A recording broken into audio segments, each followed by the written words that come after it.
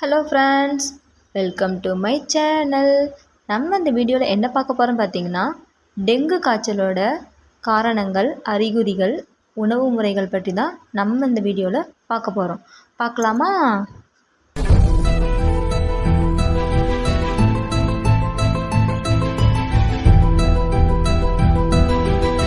This video sponsored by பைமோட் mobile app. Hello friends, first dengue ஃபீவர்னால் என்னன்னு சொல்லி தெரிஞ்சுக்கலாம். டெங்கு ஃபீவர் அப்படின்னா இது வந்து ஒரு வகை வைரஸ் கிருமி. இது வந்து கொசுக்கள் மூலம் மனிதர்களுக்கு பரவி நோய் உண்டாக்கிறது. இதில் தெரியுது, கொசுக்கள் மூலயமா கொசு வந்து கடித்தது மூலயமா நமக்கு வந்து ஒரு கிருமி வந்து அட்டாக் ஆகி நம்ம உடலில் வந்து காய்ச்சலை ஏற்படுத்துதுன்னா அதுக்கு பேர் தான் வந்து டெங்கு காய்ச்சல்னு சொல்லி சொல்கிறாங்க. இதை வந்து பேக் போன் காய்ச்சல்னு சொல்கிறாங்க. ஏன்னா இது வந்துட்டு மசில்லையும் மூட்டுலேயும் தான் அதிகமாக பாதிப்பு ஏற்படும். டெங்கு காய்ச்சலோட அறிகுறிகள் என்னென்னு சொல்லி பார்க்கலாம்.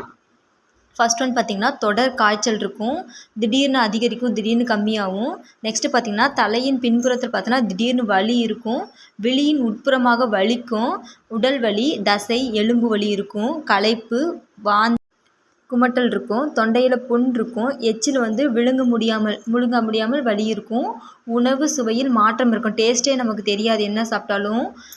தோல் தடித்து சிவந்து நிறமடைதல், அது வந்து மாறிடும். இந்த வைரஸ் இருக்கிறதுனால தோல் வந்து தடித்து காணப்படும்.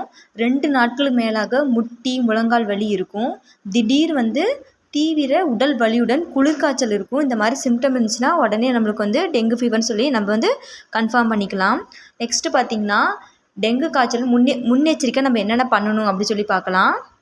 கொசு கடிக்காமல் பார்த்துக்கொள்ளணும். வெளியே செல்லும் பொழுது ஃபுல்லாக அணிகிற மாதிரி ட்ரெஸ் போட்டு போகணும். நெக்ஸ்ட்டு பார்த்திங்கன்னா, ரொம்ப நாள் வந்து தேங்கி வச்ச நீரில் வந்து புழங்கக்கூடாது. நெக்ஸ்ட்டு பார்த்திங்கன்னா, அடிக்கடி முட்டை ஈட்டினால தான் நம்மளுக்கு பாதிப்பு ஏற்படும். மழைநீர் தேங்க வாய்ப்புள்ள பொருட்களை அப்புறப்படுத்தணும். வீட்டு விலங்குகளை நீர் வைக்கும் பாத்திரம், பூந்தொட்டி எல்லாமே வந்துட்டு ஒரு முறை கழுவி காய வச்சிடணும். ஜன்னல் கதவுகளை வந்து திரையிட்டு மூடி வைக்கணும். டெங்கு காய்ச்சல் ஆரம்பத்திலே கண்டறிந்து சிகிச்சை பெற்றால் நம்மளோட பின்விளை வந்து கம்மியாக இருக்கும். நெக்ஸ்ட்டு பார்த்திங்கன்னா, உணவு முறைகள் பற்றி பார்க்கலாம். என்னென்ன ஃபுட்டு வந்து சாப்பிடலாம் அப்படின்னு சொல்லிட்டு.